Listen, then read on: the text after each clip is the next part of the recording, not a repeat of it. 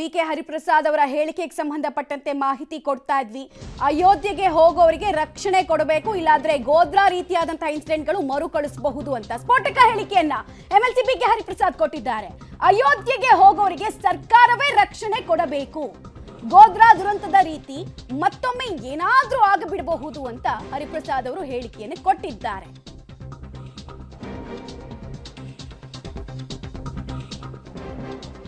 ಈ ವಿಚಾರವಾಗಿ ನಮ್ಮ ಜೊತೆಗೆ ಮಾತನಾಡೋದಕ್ಕೆ ಬಿಜೆಪಿ ಮುಖಂಡರಾಗಿರುವಂತಹ ಗೋ ಮಧುಸೂದನ್ ಅವರು ಸಂಪರ್ಕಕ್ಕೆ ಸಿಗ್ತಾ ಇದ್ದಾರೆ. ಸರ್ ನಮಸ್ಕಾರ. ಬಿ.ಕೆ. ಹರಿಪ್ರಸಾದ್ ಅವರು ಒಂದು ಸ್ಟೇಟ್ಮೆಂಟ್ ಕೊಟ್ಟಿದ್ದಾರೆ ಸರ್. ಅಯೋಧ್ಯೆಗೆ ರಾಮ ಮಂದಿರ ಉದ್ಘಾಟನೆಗೆ ಅಥವಾ ಮುಂದಿನ ದಿನಗಳಲ್ಲಿ ರಾಮ ಮಂದಿರಕ್ಕೆ ಹೋಗೋರಿಗೆ ರಕ್ಷಣೆಯನ್ನ ಸರ್ಕಾರವೇ ಕೊಡಬೇಕು, ಇಲ್ಲಾಂದ್ರೆ ಗೋದ್ರಾ ಇನ್ಸಿಡೆಂಟ್ ರಿಪೀಟ್ ಆಗಬಹುದು, ನನಗೆ ಮಾಹಿತಿ ಇದೆ ಅಂತ ಹೇಳಿದ್ದಾರೆ. ಮೇಡಮ್, ಇದನ್ನ ಎರಡು ಥರದಲ್ಲಿ ನೋಡ್ಬೇಕು ನಾವು ಈ ಸ್ಟೇಟ್ಮೆಂಟ್ ನ. ಮೊದಲನೇದಾಗಿ ಅವ್ರ ಹತ್ರ ಏನಾರ ಇನ್ಫಾರ್ಮೇಶನ್ ಇದೆಯಾ ಅಂತ ಅನ್ನೋದನ್ನ ಪೊಲೀಸ್ನವರು ಕರೆದು ಅವ್ರನ್ನ ಕೇಳಬೇಕು.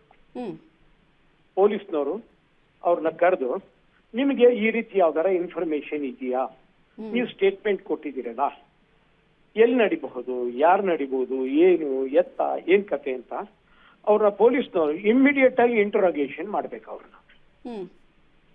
ಎರಡನೇದಾಗಿ ಇದರ ಹಿಂದೆ ಎಲ್ಲೋ ಒಂದು ಕಡೆ ಕಾಂಗ್ರೆಸ್ನವರ ಕುಚೋದ್ಯದ ಬುದ್ಧಿ ಇದೆ.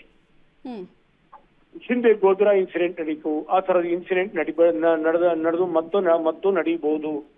ಆ ಕಾರಣಕ್ಕೋಸ್ಕರವಾಗಿ ನೀವ್ಯಾರು ಅಯೋಧ್ಯೆಗೆ ಕಾರ್ಯಕ್ರಮಕ್ಕೆ ಹೋಗಬೇಡಿ ಅಂತ ಹೇಳಿ ಜನರನ್ನ ಹೆದರಿಸುವಂತ ಒಂದು ದುಷ್ಟ ಪ್ರವೃತ್ತಿ ಅಥವಾ ಒಂದು ಕುಚೋದ್ಯ ಇದೆ.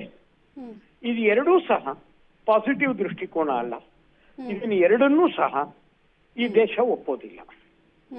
ಇಲ್ಲ, ಇವರು ಈ ತರದ ಇನ್ಫಾರ್ಮೇಶನ್ ಇವರಿಗೆ ಸಿಕ್ಕಿದೆ ಅಂತ ಹಾಗಿದ್ರೆ ಪೊಲೀಸ್ನವರು ತಿಳಿಸ್ಬೇಕು.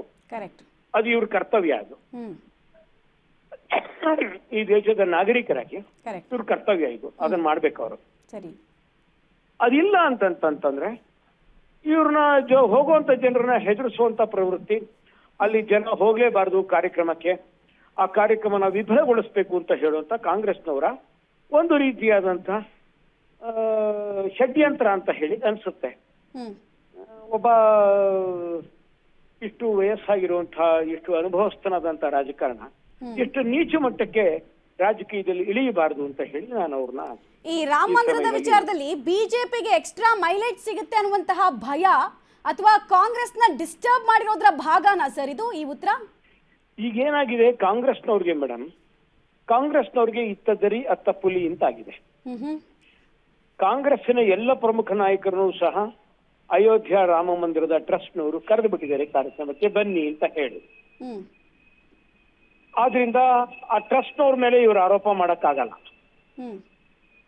ಅವ್ರು ಕರೆದಾಗ ಇವರು ಹೋದ್ರೆ ಮುಸಲ್ಮಾನರು ಓಟ್ ತಪ್ಪ ಹೋಗ್ಬಿಡತ್ತೆ, ಹೋಗದೆ ಹೋದ್ರೆ ಇವರು ಹಿಂದೂ ವಿರೋಧಿಗಳಂತ ಹಿಂದೂಗಳು ಓಟ್ ಹಾಕಲ್ಲ. ಹಾಗಾಗಿ ಎರಡೂ ಕಡೆಯಿಂದ ಸಿಕ್ಕಾಕೊಂಡಿದ್ದಾರೆ ಇವರು. ಆ ಕಾರಣಕ್ಕೋಸ್ಕರವಾಗಿ ಈ ರೀತಿಯಾಗಿ ತಾವು ದಾರಿ ತಪ್ಪಿರೋದಕ್ಕಿಂತ ಹೆಚ್ಚಾಗಿ ಜನರನ್ನ ದಾರಿ ತಪ್ಪಿಸುವಂತ ಒಂದು ಪ್ರಯತ್ನದಲ್ಲಿ ಇವ್ರು ತೊಡಗಿದ್ದಾರೆ ಅಂತ ಅನ್ಸುತ್ತೆ. ರೈಟ್ ಸರ್, ಧನ್ಯವಾದ ಪಬ್ಲಿಕ್ ಟಿವಿ ಜೊತೆಗೆ ಮಾತನಾಡಿದಕ್ಕೆ.